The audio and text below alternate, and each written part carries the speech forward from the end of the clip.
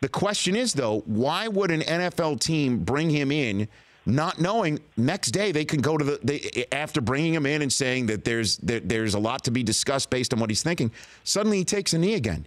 And now the issues are getting conflated and all sorts of holy heck is breaking loose. Why would a team want to invite that in? And I throw that in your direction for your thoughts, Mike. I would answer by saying he has said he won't do that. Now, could he change his mind, Rich? He absolutely could.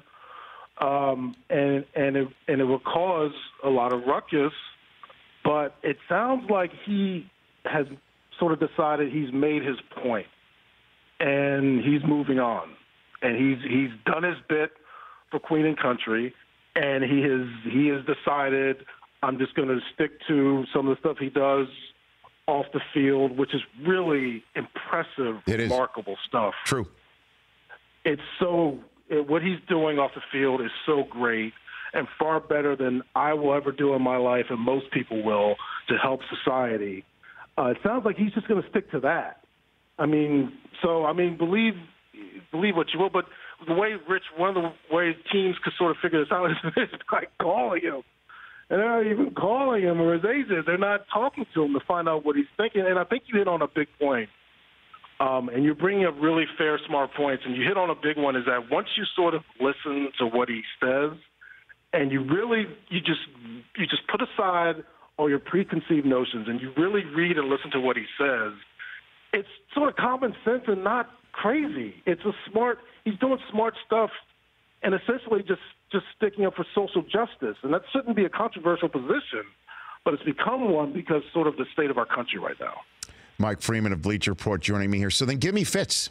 Give me teams that you think should have reached out to him from the football standpoint, or what executives are saying to you about what fits could be or could have been for Kaepernick, or might be. They think he fits in a lot of different places. One place that keeps coming up is, why hasn't Seattle reached out to him? Like, that seems like a natural place for him to go, back up Russell Wilson.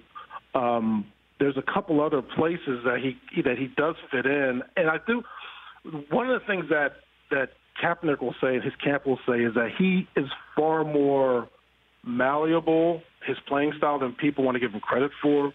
He can just drop back in the pocket if you want him to.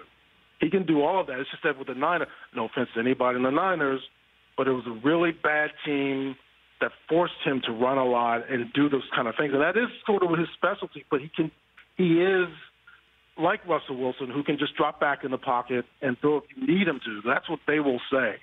But that's another case, Rich, I think, where you bring him in, you work him out, you talk to him and see what you got, rather than just not contact him. And do you think, how do you think this plays out? Do you think he's on a roster first Thursday after Labor Day, Mike? I think he will be, because, I don't mean to put it in a cruel way, but if there's a rash of injuries at the position, I think that's the way he gets in. If there's not, he may not play. And I've been saying this for a while, that we may have seen the last of him playing in the NFL last season, and it seemed crazy, and people called me crazy, but here we are. But if there's you know how it is, Rich, in this league, if there is a desperate need, teams will say, okay, let's do it. But if there's not that, he may not play again. That's a very possible thing, which would be sad to me. The Rich Eisen Show, weekdays at noon Eastern on Audience. If you like that, download our app. Please, just if it's a memory thing, just delete other apps. You don't need those apps. This app, the Rich Eisen Show app, you need that.